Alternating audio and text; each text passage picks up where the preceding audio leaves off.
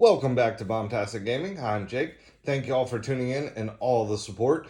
But if you haven't already, you know the drill. Please hit the like, the subscribe, as well as click that bell so you can get notifications when new videos like this drop. Okay, so for this video, it's going to be a short and sweet. It's a board game that we came across on Amazon called Quoridor. It's a lot of fun, really straightforward. It's a 2 to 4 player game. Each game lasts just a couple of minutes. It's not very long. But so in the game is this board set.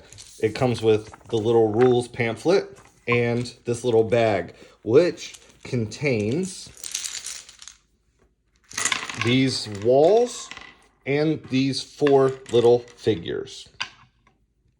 So the objective of the game, whether it's 2 or 4 players, is you start on these outer rows here, any one. So if you're playing 2 to 4, you would start, and you're supposed to technically start in the center, but we played as a 2-player. You can start on any one on the outside, but the rules basically show you it's straightforward. You just can move up or sideways. And in your turn, you can either move this guy or you place a wall. So you can place a wall in front of a, like a pawn, they call it, and it cannot move. The pawn cannot jump the wall, and it has to move along it. The only rule when placing walls is you cannot fully block somebody in like this. So they have to be able to get across the board. So you have to leave an opening.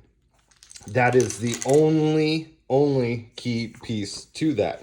And the objective is the first person to get across to the other side wins.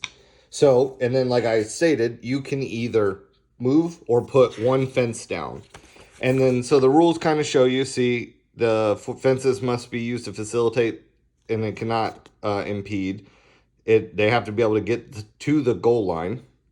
And then in the event of in 2 players, you can jump upon only, that's the only time you can move extra spaces, is whoever's turn it is if they're facing. But there is a caveat. So if there's another piece or a fence, like this one, you got to move diagonally by the pawn. And so that's basically it. The first player that reaches one of the 9 squares opposite baseline is the winner. And then, so kind of the same for 4-player. It's all the same rules, but you're given 5 fences instead, because there's 20. So if it's 2, you split it into 10. And then you cannot jump that, so you would have to move that. Now, for 4 players, it didn't say if they... we haven't done it this way. You know, it might be fun to try it, confusing, but I think if you play 4 players, it's basically supposed to be like this, and you each get 5, and you got to move across. But, you know, it's up to the players how they want to do that.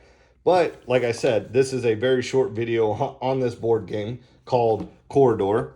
We found it on Amazon. They were having a sale. I want to say when we bought it, it was like 20 bucks, something like that.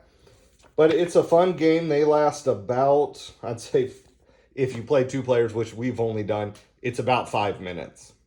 Well, I hope y'all enjoyed this short video covering this board game, Quoridor. Check it out on Amazon, and we'll catch you next time, and take care.